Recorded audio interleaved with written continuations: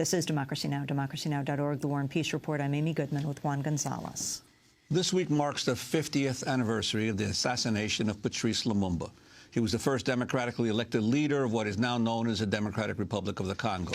The Congo had been a colony of Belgium since the late 1800s, which ruled it over it with brutality while plundering its rich natural resources.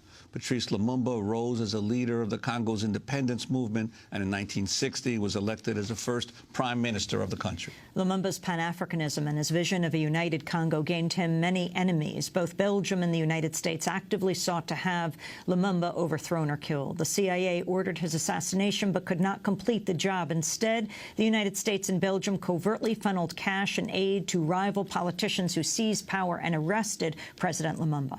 This is how it was reported in a Universal Studios newsreel in December of 1960.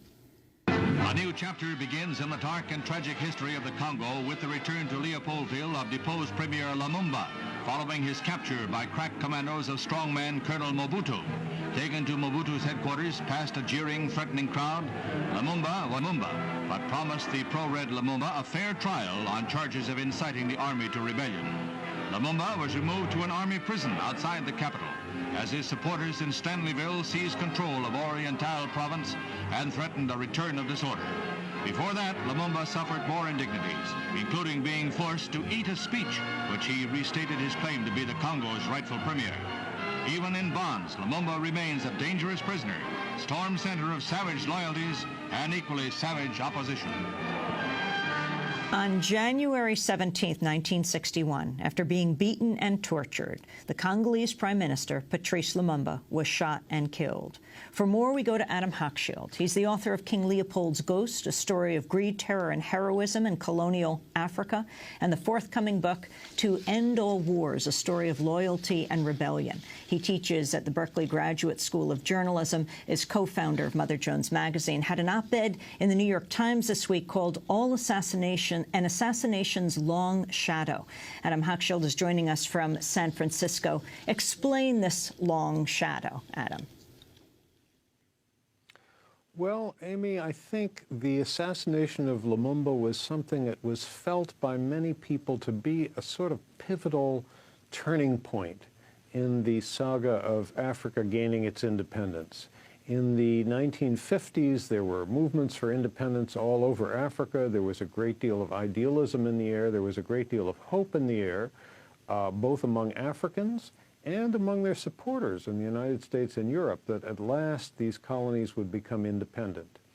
And I think people imagined real independence, that is, that these countries would be able to set off on their own and control their own destiny economically as well as politically. And the assassination of Lumumba really signaled that that was not to be. Because for Belgium, as for the other major European colonial powers like Britain and France, giving independence to an African colony was okay for them as long as it didn't disturb existing business arrangements, as long as the European country could continue to own the mines, the factories, the plantations. Well, okay, let them have their politics. But Lumumba spoke very loudly, very dramatically, saying Africa needs to be economically independent as well. And it was a fiery speech on this subject that he gave at the actual independence ceremonies, June 30th, 1960, where he was replying to an extremely arrogant speech by King Baudouin of Belgium. It was a speech he gave on this subject that I think really began the process that ended 2 months later with the CIA, with White House approval, decreeing that he should be assassinated. And, of course, for most Americans who were not perhaps as familiar with African colonialism, since that was basically a European project throughout the 19th century, the role of Belgium and the importance of the Congo as really the jewel of Africa in terms of its wealth and resources.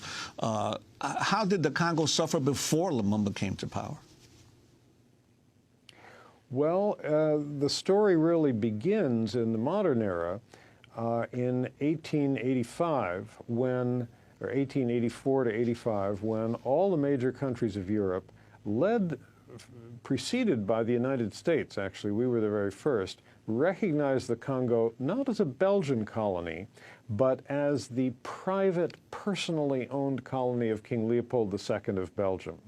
A very greedy, ambitious man who wanted a colony of his own. At that point, Belgium was not sure that it wanted a colony.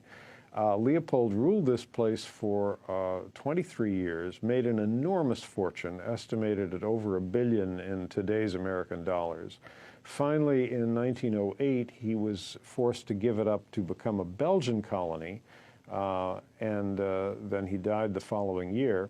And the Belgians ran it for the next half century, extracting an enormous amount of wealth, initially in ivory and rubber, then in diamonds, gold, copper, timber, palm oil, all sorts of other minerals.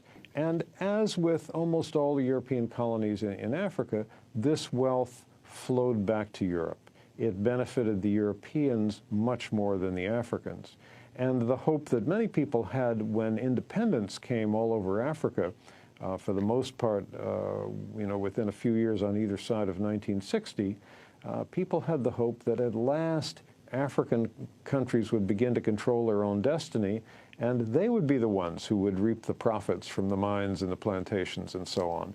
Lumumba put that hope into words, and for that reason he was immediately considered a very dangerous figure by the United States and Belgium. The CIA issued this assassination order with White House approval, and as was said at the beginning, they couldn't get close enough to him to actually poison him, but they got money under the table to Congolese politicians who did see that he was assassinated. With Belgian help, it was a Belgian pilot who flew the plane to where he was killed, a Belgian officer who commanded the firing squad.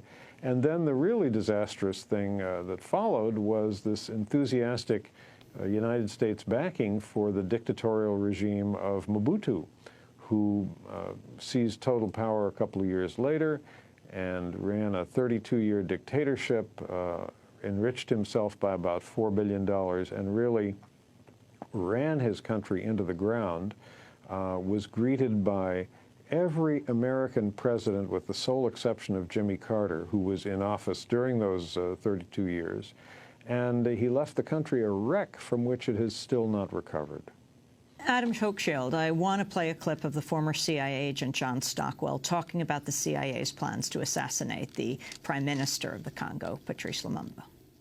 The CIA had developed a program to assassinate Lumumba under Devlin's encouragement and management.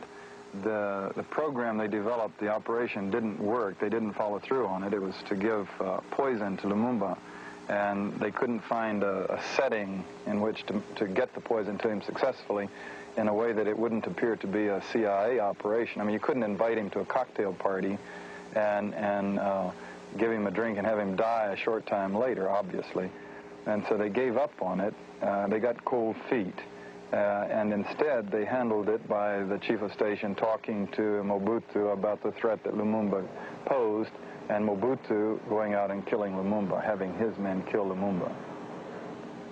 What about the CIA's relationship with Mobutu? Were they paying him money? Yes, indeed. I was there in 1968 when the chief of station told the story about having been, the day before, that day, having gone to make a payment to Mobutu of cash, $25,000, and Mobutu saying, "Keep the money. I don't need it."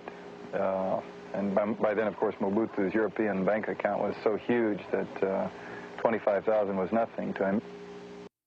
That was former CIA agent John Stockwell talking about the CIA's plans to assassinate Lumumba. Juan? Well, Adam, I'd like to ask you, you were in the Congo shortly after Lumumba's death. Could you talk about, we have about a minute, could you talk about your personal experiences there and what you saw? Yes, I was there. I was just a college student at the time. And I wish I could say that I was smart and politically knowledgeable enough to realize the full significance of everything I was seeing. I was not, and it was really only in later years that I began to understand it.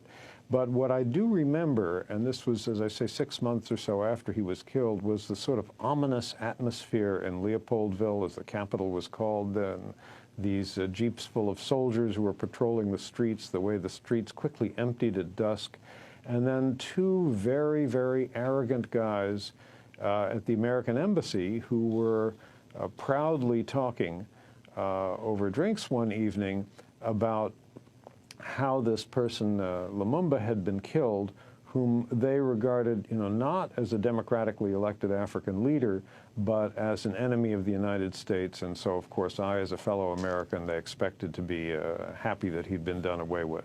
There was something quite chilling about that, and it stuck with me, but I think it's only in much later years that I fully realized the significance. Adam Hochschild, I want to thank you very much for being with us, author of several books, including King Leopold's Ghost, A Story of Greed.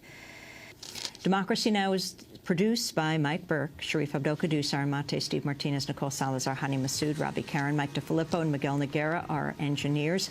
Special thanks also to Becca Staley, Julie Crosby, Jessica Lee, Nick Gilla, Hugh Grand, Jessel Noor, Vesta Godars, John Randolph, Kieran Krug-Meadows, Rob Campenny, Kellen Innocent. We'll be broadcasting from Park City, Utah throughout the week next week at the Sundance Film Festival. Send us story ideas at stories@democracynow.org. I'm Amy Goodman with Juan Gonzalez.